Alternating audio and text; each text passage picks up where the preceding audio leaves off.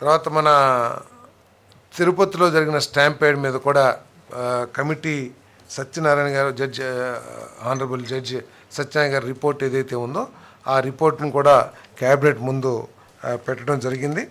మరి ఆ రిపోర్ట్ ద్వారా జడ్జి గారు ఏదైతే రికమెండ్ చేశారో వాటన్నిటినీ కూడా అమలు చేయమని చెప్పేసి ముఖ్యమంత్రి గారు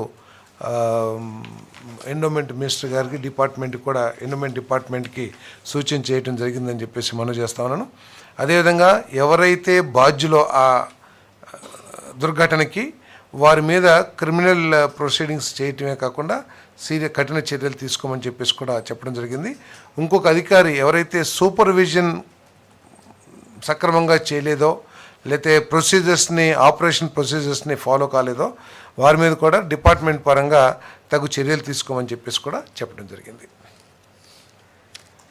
మరి ఈరోజు మీ అందరూ కూడా చూస్తూనే ఉన్నాం, ప్రతి మీటింగ్లో కూడా ఏ విధంగా పెట్టుబడులు మన రాష్ట్రంలోకి వస్తున్నాయో, తద్వారా ఏ విధంగా 20 లక్షల ఉద్యోగాల కల్పనే లక్ష్యంగా ఏదైతే ప్రభుత్వం పనిచేస్తుందో దాంట్లో భాగంగానే ఇన్ని లక్షల కోట్ల పెట్టుబడుల్ని వాస్తవ రూపంలో తీసుకురావడం కూడా జరుగుతుందని చెప్పేసి మనం చేస్తాను. అదేవిధంగా మరి ముఖ్యమంత్రి గారు సింగపూర్ వెళ్తున్న విషయం అందరికీ తెలిసే ఉంటుంది.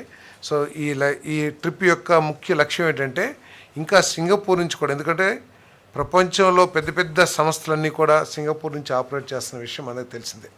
సో అక్కడి నుంచి కూడా సాధ్యమైన పెట్టుబడులు మన రాష్ట్రానికి తీసుకురావాలని లక్ష్యంతో, అదేవిధంగా ఆంధ్రప్రదేశ్ బ్రాండ్ ఏదైతే పూర్తిగా విధ్వంసం కావించబడిందో ప్రత్యేకంగా సింగపూర్ ఇన్వెస్టర్స్ దృష్టిలో, సో బ్రాండ్ని రీబిల్డ్ చేయటం, బ్రాండ్ ఇమేజ్ని పెంచటం, అదేవిధంగా సింగపూర్ నుంచి ఇంకా పెద్ద ఎత్తున పెట్టుబడుల్ని మన రాష్ట్రంలో పెట్టడానికి ఆహ్వానించడం కోసం ముఖ్యమంత్రి గారు వెళ్తున్నారని చెప్పేసి మనం చేస్తాను.